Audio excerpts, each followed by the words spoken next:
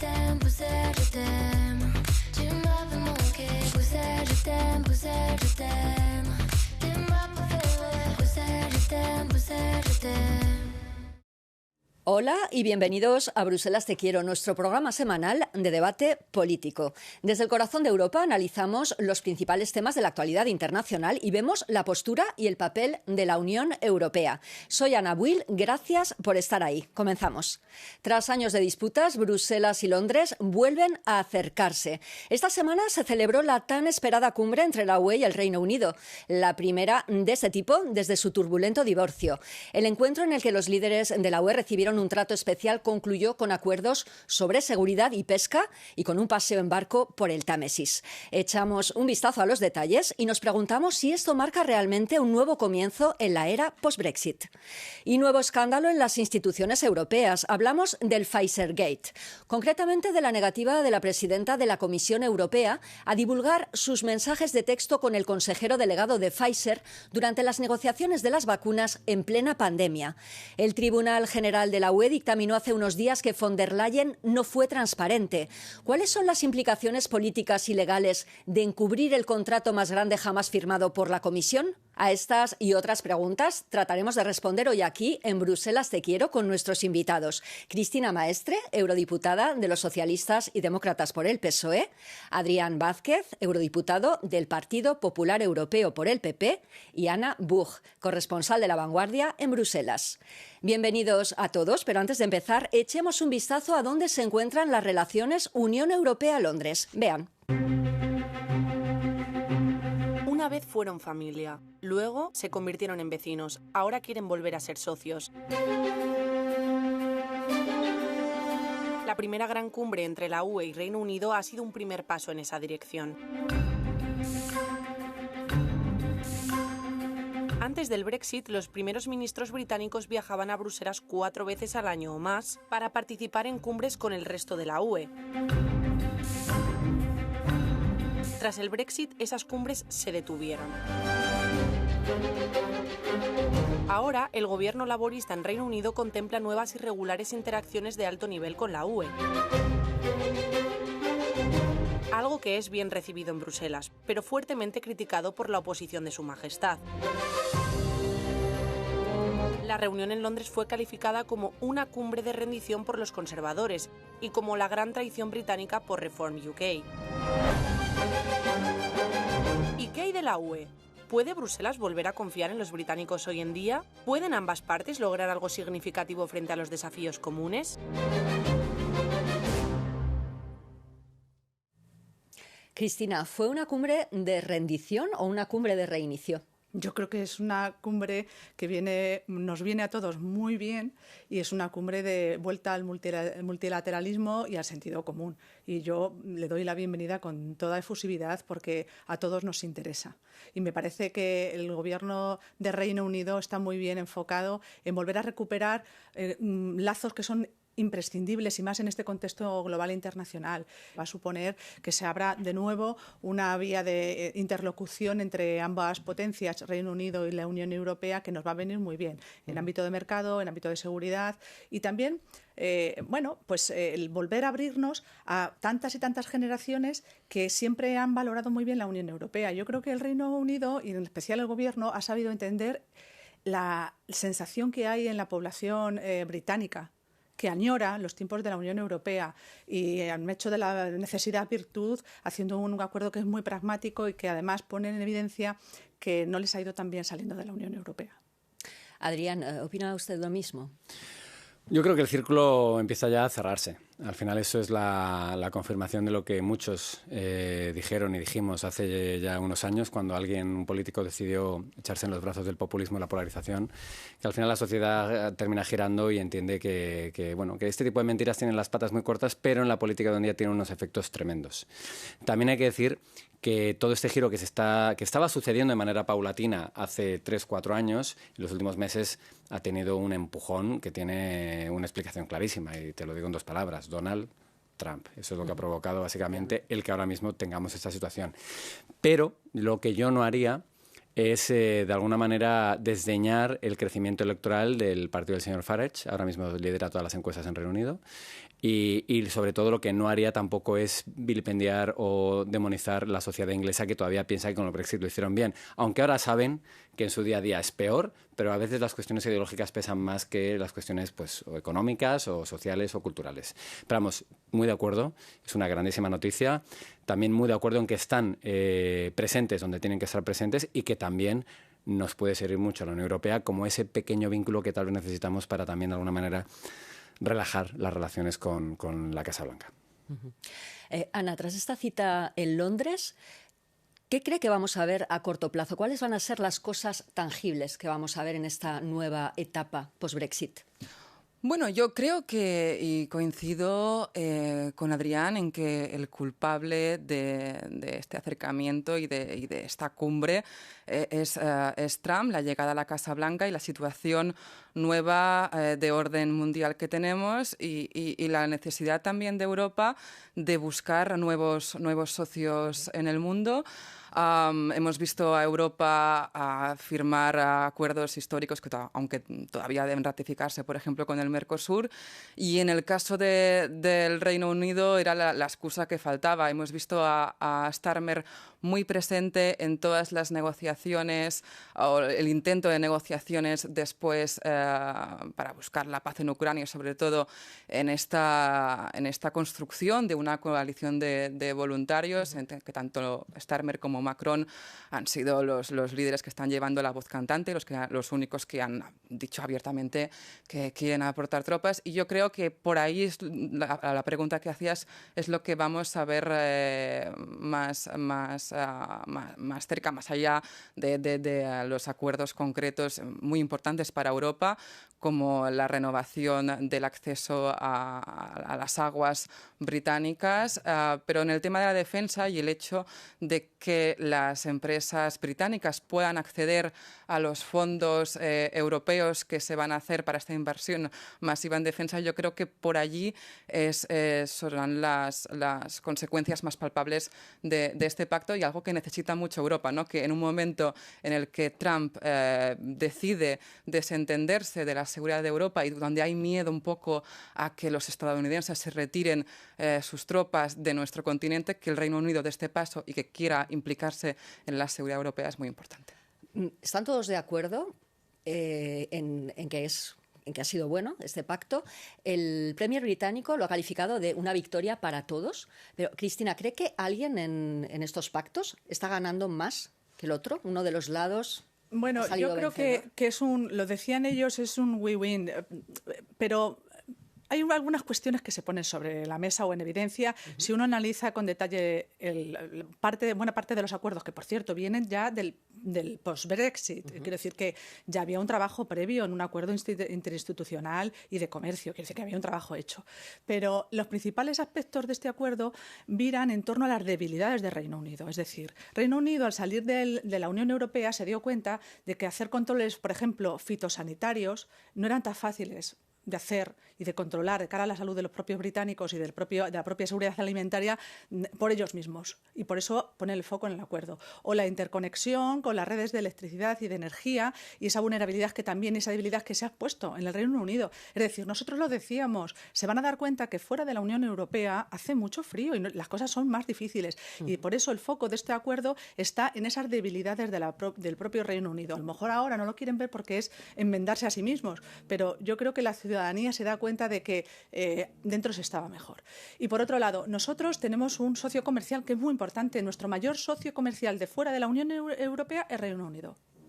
Y ahora que tenemos las amenazas de Trump y la guerra comercial arancelaria, pues ponemos sobre la mesa que tenemos un socio que es muy, muy importante, muy potente en el sector agroalimentario especialmente. Nosotros ahora que Trump nos quiere cerrar el comercio agroalimentario, pues Reino Unido se sigue reivindicando como nuestro primer destino, por encima de Estados Unidos. Pero también hay unas aristas. No quiero evitar recordar que Reino Unido acaba de firmar también con Estados Unidos o avanzar en un acuerdo, también intentando pues también sacar tajada o adelantarse a otras potencias como la nuestra en esta guerra comercial. Veamos ahora el análisis de alguien que estuvo en la cita de Londres, el comisario europeo de Comercio. Escuchen. Somos vecinos eternos, los mayores socios comerciales y los aliados más cercanos. Por lo tanto, si queremos restablecer los vínculos entre los jóvenes de la Unión Europea y del Reino Unido, facilitar la vida de los agricultores y pescadores y mejorar la situación de los habitantes de Irlanda del Norte, considero que estos son mensajes muy importantes y espero que los ciudadanos del Reino Unido también lo vean de esta manera. Los resultados prácticos y la implementación concreta de los acuerdos lo demostrarán. Precisamente el ministro británico de Exteriores aludía a ese pragmatismo, asegurando que eso es lo que ahora buscan los británicos. Algunos empresarios saludan los acuerdos, aunque creen que han llegado demasiado tarde. El Brexit los ha llevado a la bancarrota. Adrián, ¿cómo recobrar la confianza de estos empresarios? Bueno, el primer mensaje es claro, es esta cumbre, es esta renovación con amplios poderes que han hecho los dos bloques, que ha hecho tanto el Reino Unido como la Unión Europea, y a partir de ahí intentar fomentar esa seguridad jurídica, intentar fomentar que, como bien ha dicho también Cristina, que no haya problemas a la hora de intentar introducir productos de terceros países y que todo sea bajo acuerdo. Pero, sinceramente, creo que hay un momentum clarísimo histórico en el que el Reino Unido, insisto, como dije al principio, se está cerrando el círculo. Hay una aceptación absoluta de que todo lo que ya están buscando con ese acuerdo ya estaba inventado. Es esto. La Unión Europea ya está inventada, es decir, no hay que inventar nada más para justamente asegurar que tanto los empresarios o los productores a este lado y al otro lado del canal tengan todas las ventajas posibles de un mercado único. Todo eso estaba inventado, pero todo eso también ha sufrido debido a ese populismo y esa polarización que hablábamos antes. Y luego también creo que ese es el inicio de esa vuelta de Reino Unido a la Unión Europea, y el líder que devuelva Reino Unido a la Unión Europea ya ha nacido.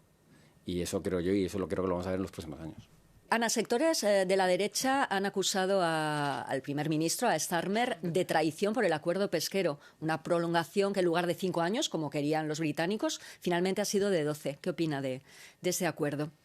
Bueno, yo creo que tenían razón. Diplomáticos europeos han ido diciendo estos días que para que este acuerdo pudieran hacer, todo el mundo tenía que renunciar a algunas de las líneas rojas. Y en el caso del Reino Unido ha sido el acuerdo pesquero, pero a cambio también Europa ha tenido que renunciar a cosas. Por ejemplo, el tema de la movilidad juvenil, que todavía no está cerrado del todo, ¿no?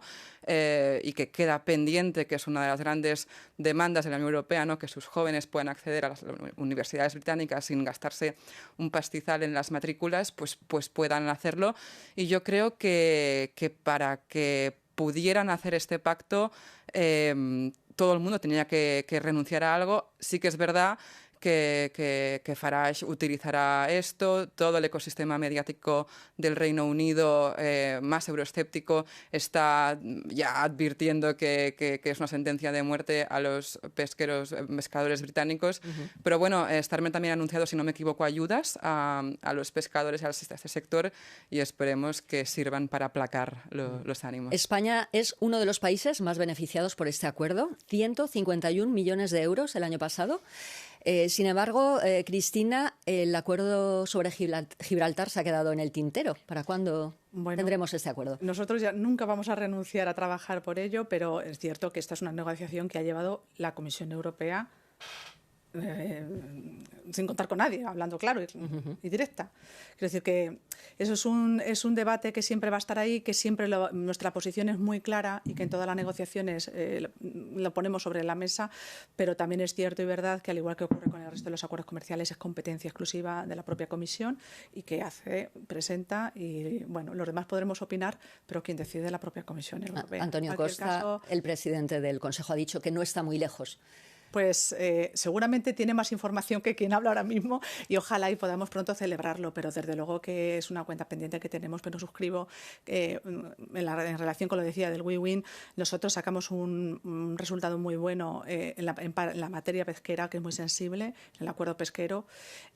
También es cierto que ellos también sacan provecho del acuerdo en defensa, del que se van a poder beneficiar en un momento de extrema crisis. Ellos todavía no se han recuperado del COVID, a diferencia de lo que ha ocurrido en la Unión Europea. Ellos no tuvieron un Next Generation, ellos no tuvieron las facilidades que hemos tenido nosotros para salir adelante, y a la inflación y a los efectos que todavía perduran de la crisis COVID, el poder optar a un acuerdo tan potente como entrar en materia de defensa, a ellos le va a compensar posibles críticas. Yo creo que en ese sentido está bastante seguro del acuerdo, porque el clima político y la sensación que hay en la sociedad británica ahora mismo es totalmente distinto. Yo creo que el populismo también se ha dejado unos cuantos jirones en todos estos años después del Brexit y ahora tiene menos legitimidad para sembrar o allanar un descontento social. Por lo tanto, yo creo que, bueno, no es perfecto. Como todos los acuerdos, siempre quedan cosas en el tintero. A nosotros nos quedará también asuntos pendientes por perfilar y nos quedan, pero en su conjunto es muy positivo. Y vuelvo a insistir que para nosotros Reino Unido es un mercado irrenunciable. Es irrenunciable. Hablando de este acuerdo de defensa, Adrián, ¿qué opina usted del acuerdo? ¿Hay alguien que ha salido más beneficiado en este? Es que yo creo que justamente cuando hablamos de defensa no es quién está más beneficiado o quién menos. Yo creo que que todos salimos beneficiados de poder tener una posición común. De hecho, el que el primer ministro británico estuviese en ese viaje tan importante que hicieron los líderes de Alemania, Francia y Polonia a Ucrania hace pocas semanas representa perfectamente cómo de involucrado está el Reino Unido en la defensa común. No nos olvidemos tampoco que Reino Unido, aunque ahora ya no sea miembro de la Unión Europea, sigue siendo un miembro importantísimo de la Alianza Transatlántica, de la OTAN, y también fue de los creadores e impulsores de la Agencia Europea de Defensa. Entonces, todo esto es en beneficio propio. Que haya en este acuerdo elementos de defensa, lo que pone a las claras es que Reino Unido, primero, lo ha hecho sin contar con la aquiescencia, afirmación, apoyo de Estados Unidos, es decir, ha tomado una decisión totalmente unilateral sin escuchar lo que se está diciendo al otro lado de la Casa Blanca. Es una decisión que se toma además justo después de que el señor Trump haya fallado una vez más. Dijo que va a tardar 48 horas, llevamos 4 meses sin que haya solucionado nada en Ucrania, sin conseguir una solución. Y aquí lo que es un mensaje clarísimo que en términos de defensa, en términos de seguridad, el Reino Unido, como por cierto ha hecho siempre históricamente, solo nos tenemos que retrotraer a las 2 grandes guerras del siglo XX, va a estar del lado de los europeos. Hablemos ahora de cuál ha sido el impacto del Brexit en la economía del Reino Unido. Hablamos de 140.000 millones de libras que se ha retraído la economía desde que salió de lo que ha perdido. Si hubiese continuado, de haber continuado en la Unión Europea, lo que ha perdido por no haber continuado. ¿Fue un error el Brexit? Sin duda alguna. Lo saben hasta los británicos. Sí, sí, sí.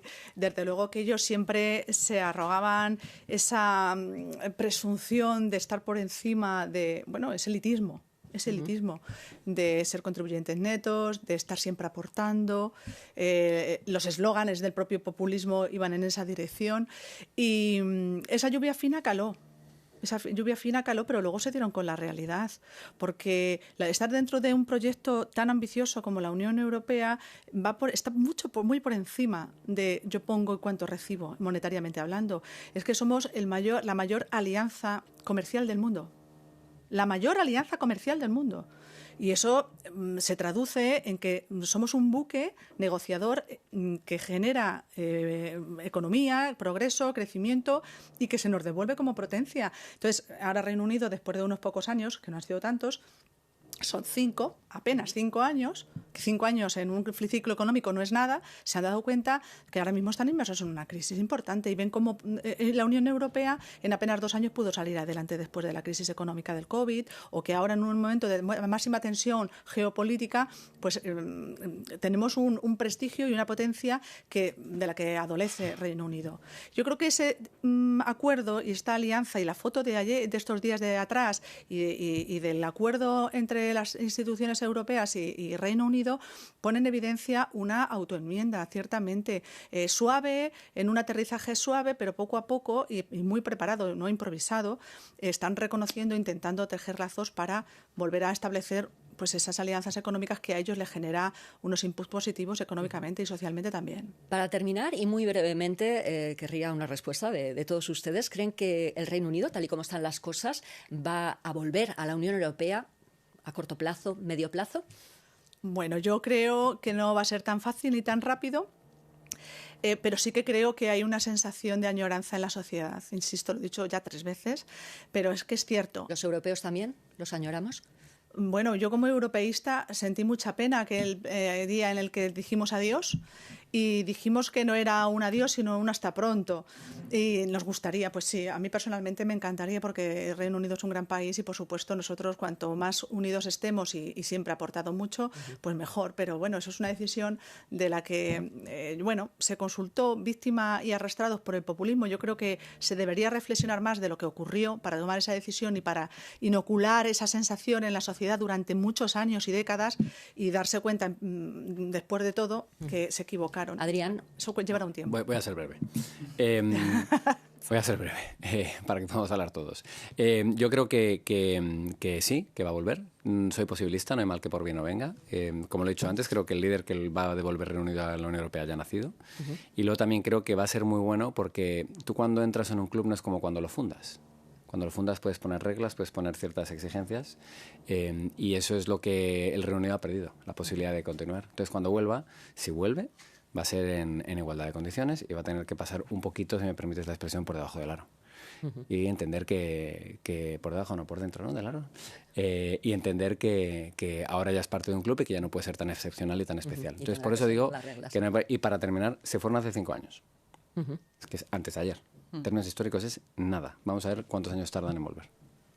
Ana, yo soy menos optimista. Creo que ese tren ha pasado, pero creo que estamos en una nueva fase de las relaciones. Yo creo que, como en cualquier divorcio, hace falta un tiempo, ¿no?, para que todo el mundo conozca bien su lugar, para buscar una nueva casa, para ordenarla, etcétera, pero luego te vuelves a mirar, ¿no?, y pues yo qué sé, buscas quién se ocupa de la custodia de los hijos, quién los lleva al colegio, es decir, que están en esa fase de pues volverse a acercar poco a poco. Y yo creo que esta fase es solo el comienzo y que vamos a acercarnos mucho más. Pero volver yo lo veo complicado, después que fue bastante traumático para todos. Gracias. Con esta reflexión cerramos este debate. Vamos a hacer una breve pausa, pero no se vayan, volvemos enseguida. A la vuelta hablamos de una reciente victoria a favor de la transparencia en un importante caso contra la Comisión Europea. Hasta ahora.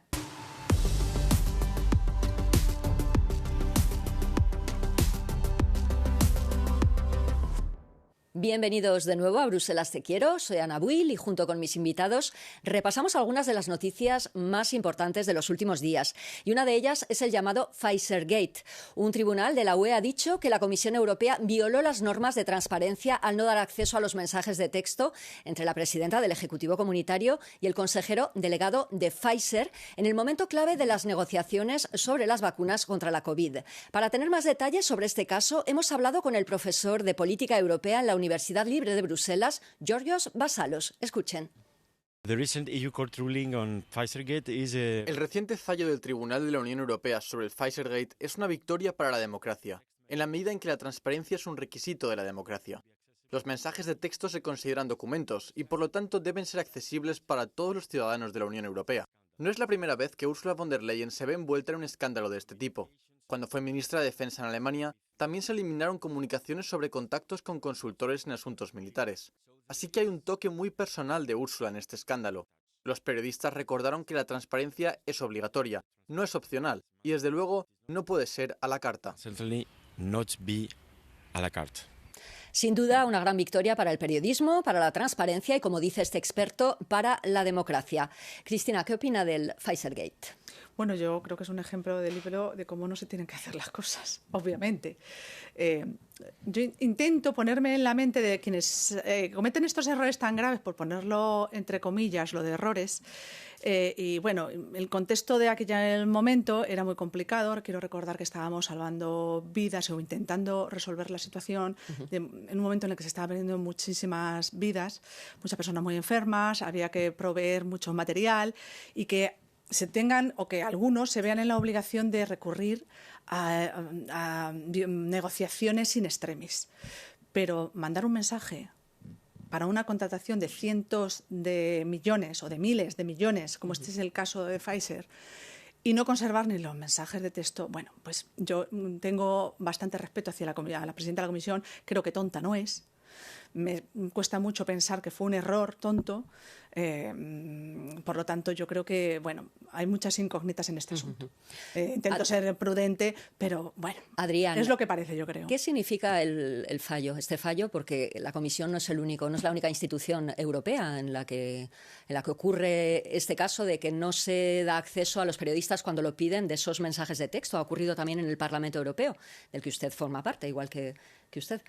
Bueno, lo primero, respeto absoluto a decisiones de los tribunales. Sin embargo, yo apelo a todo el mundo a ponerse en el contexto de esos días. Apelo a todo el mundo que se ponga en el contexto de una persona que tiene que tomar una decisión en un momento crítico en el que hay miles de personas falleciendo, en el que hay una presión brutal y en el que se tienen que tomar decisiones que a veces, por desgracia, en situaciones de altísimo riesgo de emergencia, necesitamos cierta confidencialidad. No solo los legisladores, pero sobre todo los miembros del Ejecutivo. Seguro que tú lo sabes porque también tú lo tuvo que hacer el Gobierno de España en su época. Y esa confidencialidad es necesaria a veces, que no quita que obviamente borrar mensajes no es la mejor manera de hacerlo.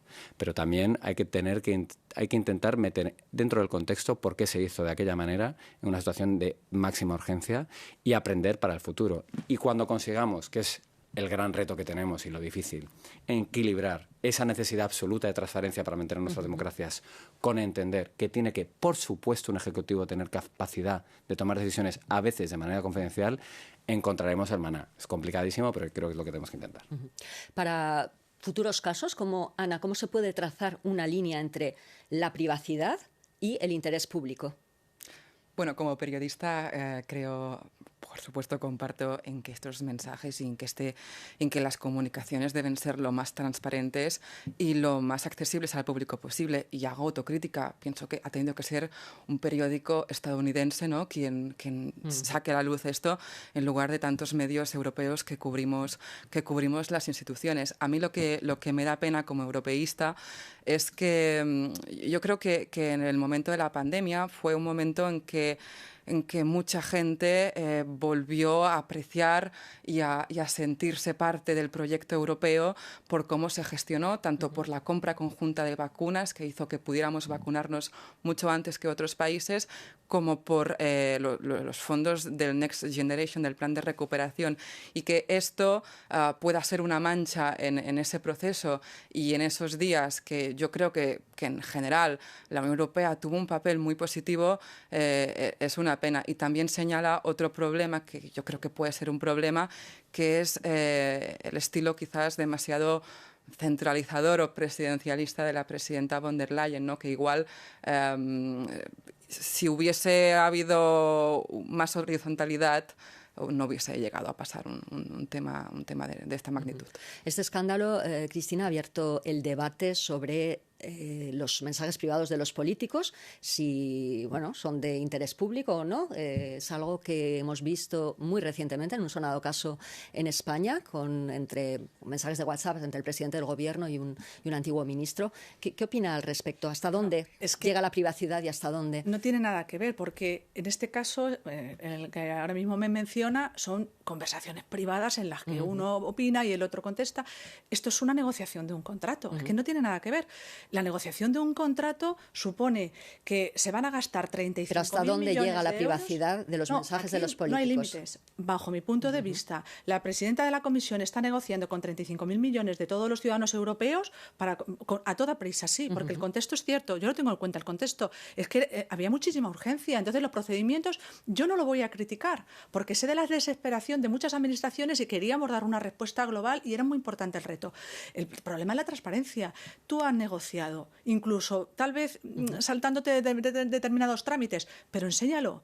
Aquí está el acuerdo, esta es la cuestión. Yo creo que tenemos que avanzar más en transparencia y en rendición de cuentas también. Y en ese sentido nos quedan años luz de calidad democrática al respecto. Yo creo que tenemos que hacer una reflexión en el Parlamento Europeo y las instituciones a todos los niveles de cómo mejorar. De momento la Comisión no ha decidido si va a recurrir o no la sentencia. De hacerlo, Adrián, ¿qué mensaje estaría enviando? Bueno, primero un pequeño inciso, porque hasta donde yo es una licitación pública, como pues el caso de Europa, sí es un contrato. Entonces, un mensaje entre un presidente y un ministro de Infraestructuras sobre una licitación pública sí es un contrato. O sea, que también se ajustaría a lo que estamos discutiendo, si queremos hacer la equiparación con los mensajes del presidente Sánchez y Ábalos. Y en el caso de que recurra, pues está en su pleno derecho de recurrir. Porque, insisto, no estando yo de acuerdo, Sí entiendo que la Comisión, siendo un ejecutivo importante, tiene que tener capacidad de confidencialidad en algunos trámites. Esto tal vez no, pero por lo tanto, si ellos consideran que tienen que recurrir, entenderé perfectamente que recurran. Y no solo porque puedan no estar de acuerdo, sino porque es el derecho de cualquier persona o entidad. Bueno, pues cerramos aquí esta conversación. Gracias a nuestros invitados por estar aquí. Gracias a ustedes por vernos. Hasta pronto.